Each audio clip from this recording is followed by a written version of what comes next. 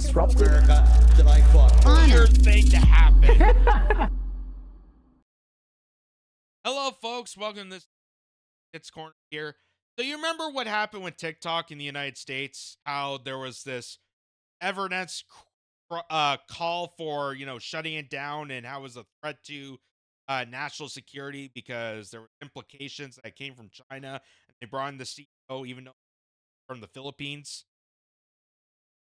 They still want to point the direction of China because the Chinese company ByteDance has implemented TikTok and so on and so forth.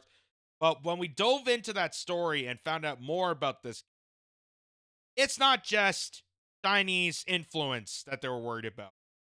And as a result of non-government agencies outside that were trying to exploit narratives, like the NFL, for example, they called to shut down TikTok because TikTok was becoming a platform for many anti-genocide people to come forward and bring a narrative of peace and try to encourage people to step out against the horrendous acts of Israel, calling out the genocide of Palestinians, calling out the atrocities, Middle Eastern wars, calling out the atrocities of all these wars that are happening.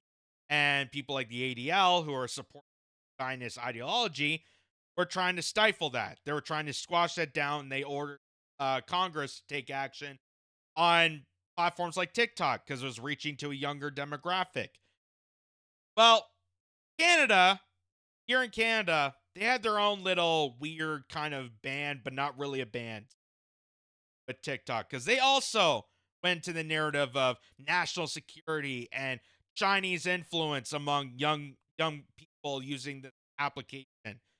But I think there's a little bit more to the situation. Just like the United States, I think it's the fact that younger people are moving away from traditional social media outlets like Facebook that have completely just exposed themselves for being absolutely corrupted and pandering establishment narratives and silencing out critics.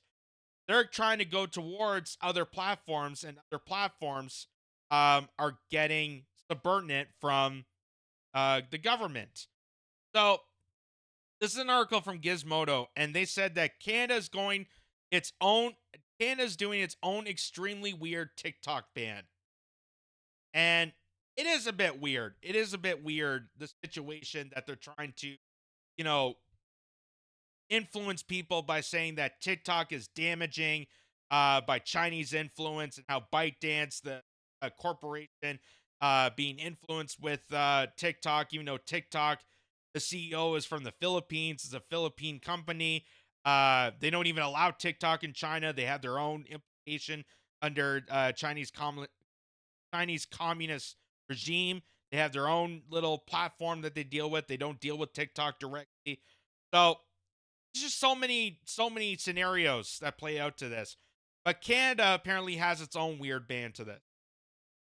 So this goes on to say the government of Canada ordered Technology Canada, to dissolve on Wednesday, citing national security concerns. TikTok Technology Canada is the business arm of the Chinese company ByteDance in the country.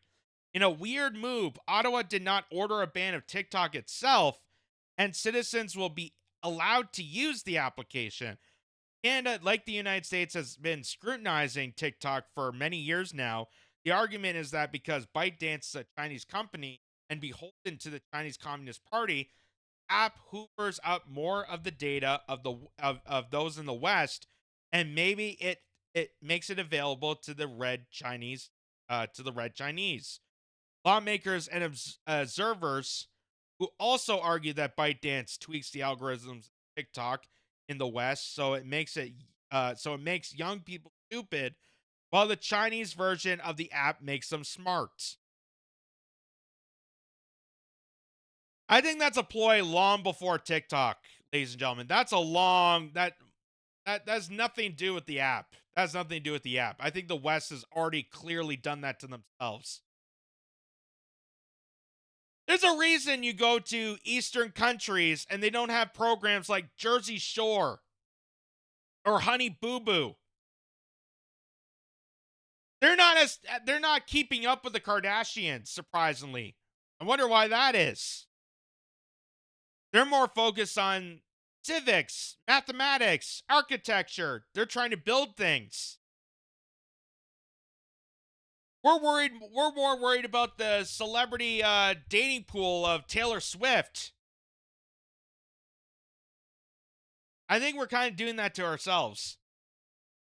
These perceptions have led to a string of hearings and legislative battles in the US and Canada. In February 2023, Ottawa banned TikTok from all government devices and then ordered a national security review of the app. This order to dissolve ByteDance's Canadian arm is a result of that review.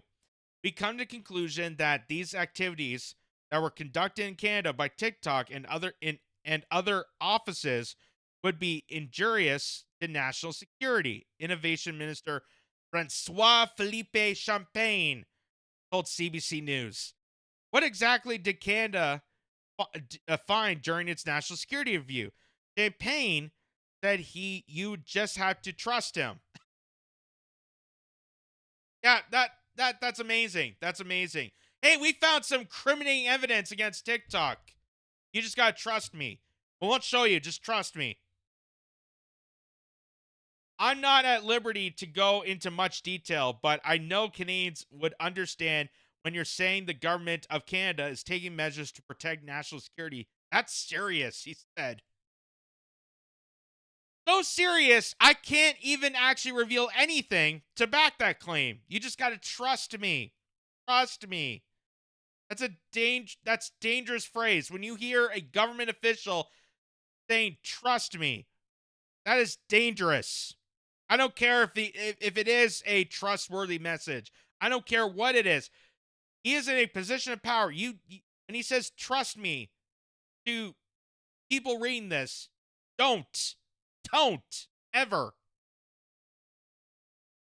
But again, Canada isn't banning the app outright. Anyone who wants to can use it. Canada won't block the app and won't stop Canadians from uploading anything to it. The decision to use a social media application or platform is a personal choice, Champagne said.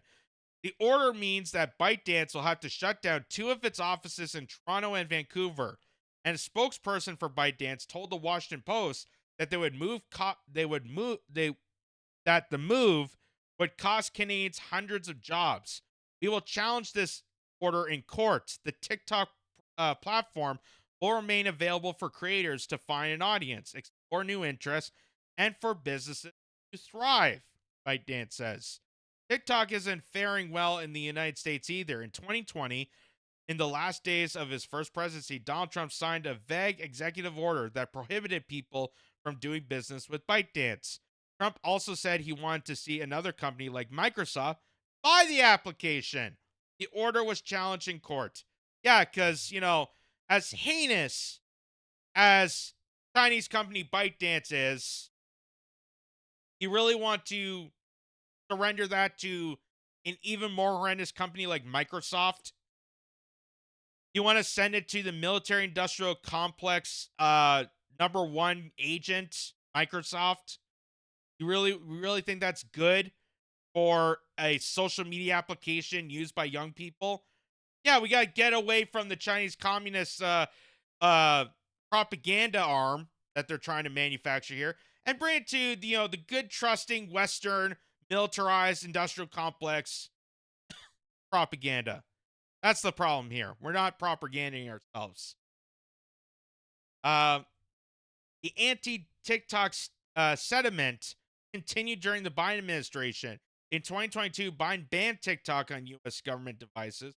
A few days later, he called on ByteDance to sell the app to an American company. Congress has attempted to pass multiple bills banning the app outright. TikTok has repeatedly said it won't sell its U.S. operations off. Unless TikTok changes its mind, it's scheduled to go dark on January 19, 2025, just one day before Trump will be sworn into office. Wonder why exactly that date. The move against TikTok is part of a broader anti-social media sentiment building across the world. One perceived as a boon to humanity that will connect the world.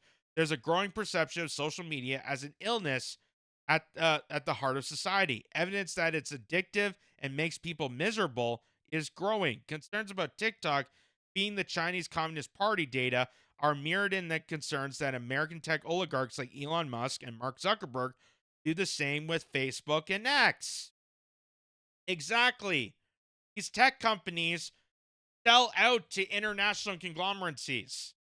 So the fact that they're worried about TikTok being influenced by Chinese Communist Party when you have people like Elon Musk, for example, even though he's kind of uh, one of the very few people to stand for free speech, he's selling himself out to the Israeli complex. People like Mark Zuckerberg have also done similar things. They are selling out to international conglomeracies. They're the ones that are actually doing more damages than what TikTok is doing. And even their point that they make about being dangerous to society, yes, there are statistics. There's alarming notions on young teens and social media and their addiction and how it's perceived and how it's bad for their self-esteem, how it's bad for their awareness. And there's many different reasons on health and physical health for a lot of young people. But again, that I feel is more a statement involves in educating people on social media, not just outright banning it.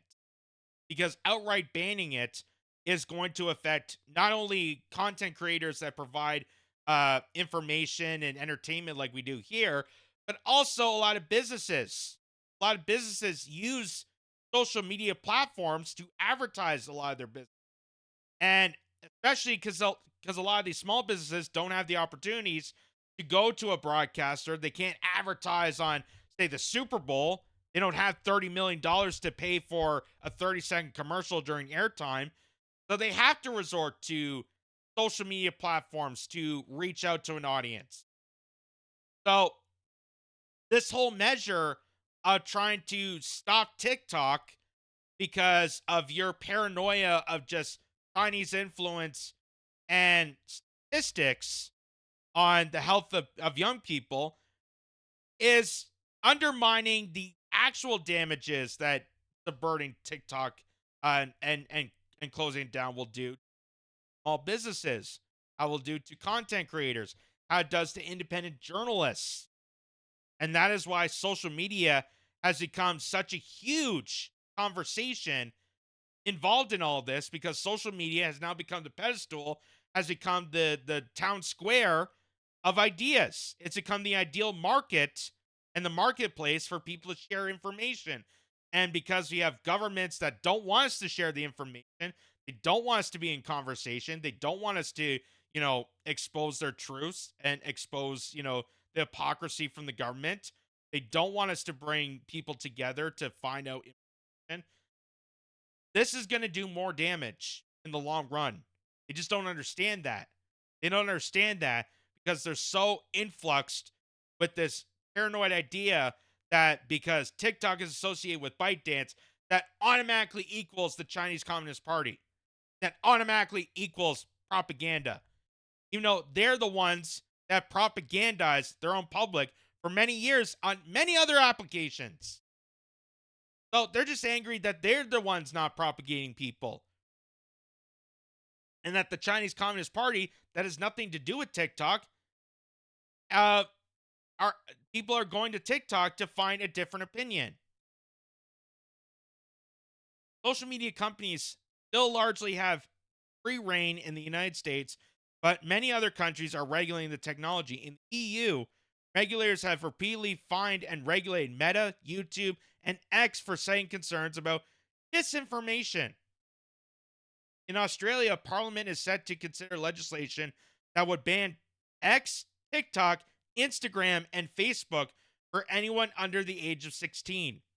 Social media is doing harm to our kids, and I'm calling time on it, Australia Prime Minister Anthony Albanese said when he announced the proposed legislation. So, again, say what you want about the statistics. Yes, it is concerning, but that's why we need to educate people. That's why we need to educate people on how these platforms can be addicting And if we really want to have a conversation about addictions, there's many areas. There's a huge broad spectrum on what can be addicting for kids. Not just social media, but what about the video games that they play? What about television programs? What about all the soft drinks and energy drinks that they're promoting to kids? Isn't that also harmful and dangerous? We've seen alarming statistics on that. They don't call to action on that. They don't call to action about the health concerns about that. But that's all to mask the real implications that they just said about the EU. Real reason they're going after social media is because disinformation. What they claim is disinformation. And they're trying to use young people and their health as an excuse to cover the fact that they're going full force onto eliminating people's access to social media because they don't want to share information out to the general public. And it's going to be damaging to their control. It's damaging to the narrative control that they have used for years. And that's why they put on censorship tactics. That's why they're attacking companies like TikTok and X, even though they are no different than any other social platform. They're no different, considering that Elon Musk, even though he's the same exact billionaire that always been, everybody likes him when he's, selling out to the military industrial complex, but they didn't like him when he bought Twitter, stepped outside the norms to provide a gateway for people to express themselves, the full intent of free speech. And even to that regard, Elon Musk still pedals back on some things when it comes to Israel Palestine, because being a businessman, he panders towards international conglomeracies like APEC, like the Israeli lobby, like Saudi Arabian lobby. He goes and panders to a global marketplace of people that want to site control, pander, influence. They want to propagandize people. They want to uh, get into the market base of exploiting people. So that's what's really concerning about. That's what's really concerned about eliminating TikTok. That this is just a precedent to the fact that you're eliminating a social media company because you want to harness the control and power of what these social media companies can do to people. And what these social media companies can do, yes, it could be addicting. Yes, there could be implications. But they're also a grounding for people to express their ideas, express concerns, share opinions, share thoughts, and come together as a communal system to implement a marketplace of ideas. That's the whole purpose of social media. Or you try to get away from that, the less social it becomes. And now you're just dealing with media. And obviously, business interests, corporations, lobby firms, governments always want control of media, but they don't want us to be social